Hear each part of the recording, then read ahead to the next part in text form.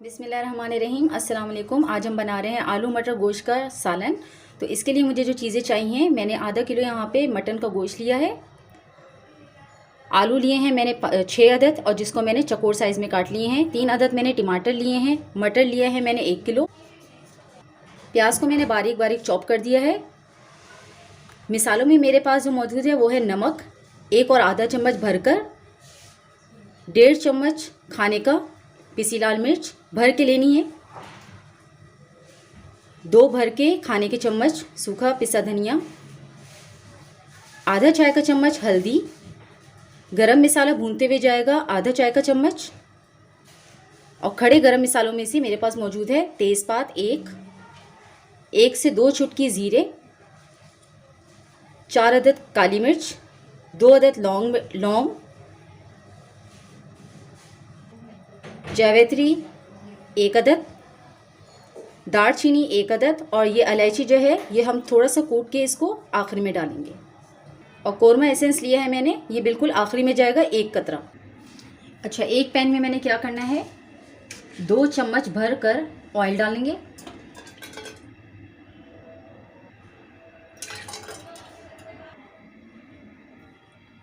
अब मैं इसमें गोश्त डालूंगी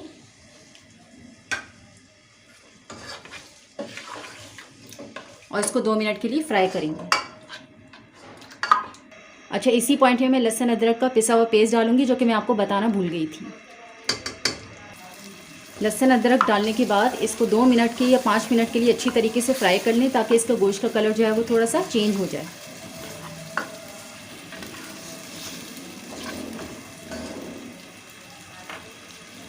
गोश्त का कलर चेंज हो चुका है तो मैंने यहाँ पे खड़े गरम मसाले डाल दिए।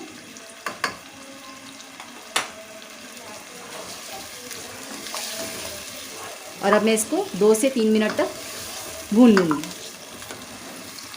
देखें, लहसुन अदरक जो है वो फ्राई हुए हुए 2 से 3 मिनट हो चुके हैं। अब मुझे इसमें डालना है आलू और टमाटर।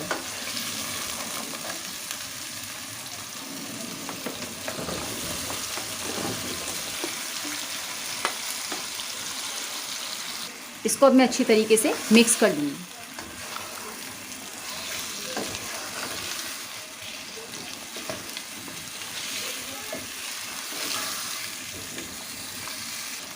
अच्छा, देखिए मैंने इसको अच्छे से चम्मच हिला के मिक्स कर दिया है। अब मैं इसको 5 मिनट के लिए कवर कर दूंगी, ताकि टमाटर जो है वो अच्छे तरीके से मेल्ट हो जाए।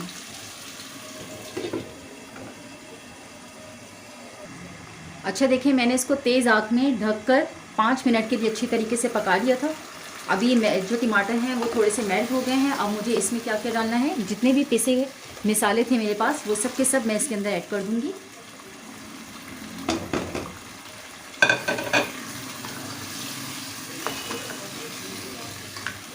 और इसी के साथ ही ये जो मैंने प्याज पीसे थे ये सब के सब मैं इसके अंदर शामिल कर दूँगी।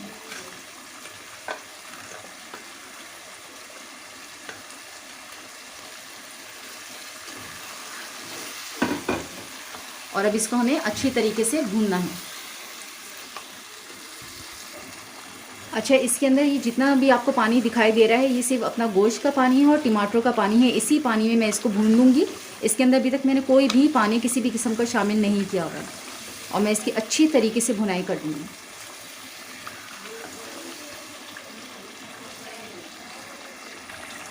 अच्छा, देखिए भुनाई करते हुए मुझे तकरीबन इसको 5 मिनट हो चुके हैं, और अब मैं इसमें थोड़ा सा पानी शामिल करूँगी ताकि ये नीचे ना लगे।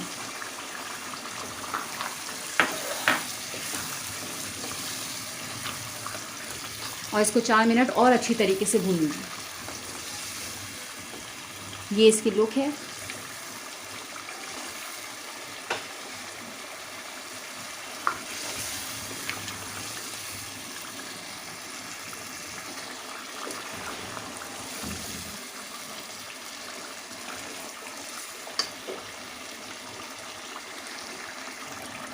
अच्छा, देखिए भूनते हुए मुझे इसको कम से कम 6 से 7 मिनट हो चुके हैं, और मैंने इसको अच्छी तरीके से भून लिया ताकि गोश्त की जितनी भी हीट थी वो इसके अंदर से सब ख़त्म हो चुकी है।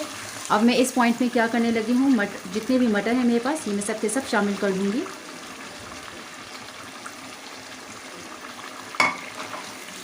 अच्छी तरीके से मैं इसको 2 से 3 मिनट तक मिक्स करूँगी और भूनूंगी। उसके बाद मैं इसमें पानी शामिल कर दूँगी। जितने भी मटर थे मेरे पास वो मैंने सारे के सारे मिक्स कर दिए हैं। अब मैं इसको तेज़ आंच में इसको अच्छी तरीके से भूनूंगी 3 से 4 मिनट तक।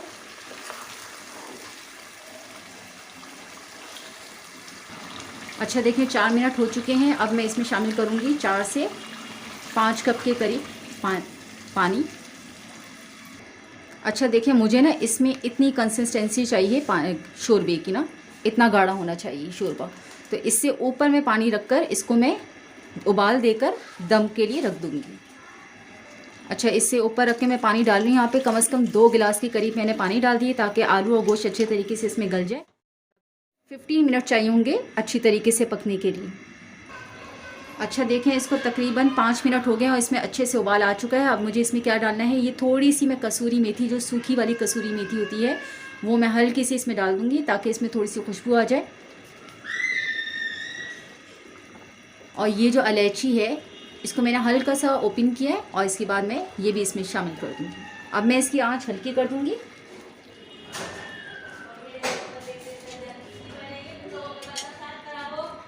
अच्छी तरीके से इसको मिक्स कर कर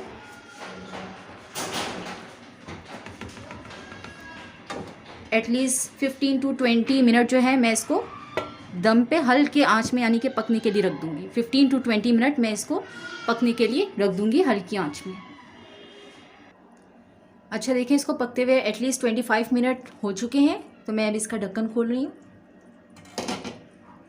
यहाँ पे मैं शामिल करूँगी कम से कम 1 ड्रॉप या 2 ड्रॉप कोरमा एसेंस, थोड़ा सा धनिया शामिल कर रही हूँ और इसको अच्छी तरह मिक्स कर कर 2 से 3 मिनट के लिए मैं दम पे रख दूँगी हल्की आंच पे। अच्छा जी आफ्टर 3 मिनट मैं इसको डिश आउट कर रही हूँ और बहुत ही लजीज सालन बन के तैयार हुआ है। ये बिल्कुल इसकी यही एग्जैक्ट कंसिस्टेंसी चाहिए थी मुझे, जो थोड़ा शोरबा थोड़ा सा गाढ़ा हो। अगर आपको शोरबा थोड़ा सा पसंद हो, पतला पसंद हो, तो आप इसमें और पानी डाल के भी,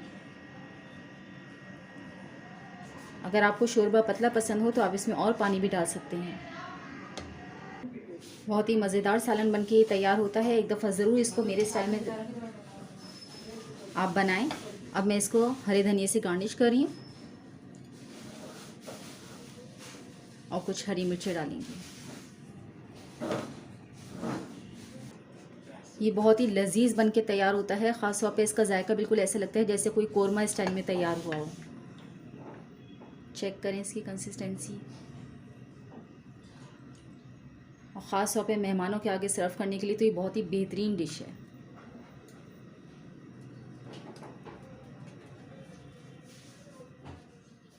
अल्लाह हाफिज़।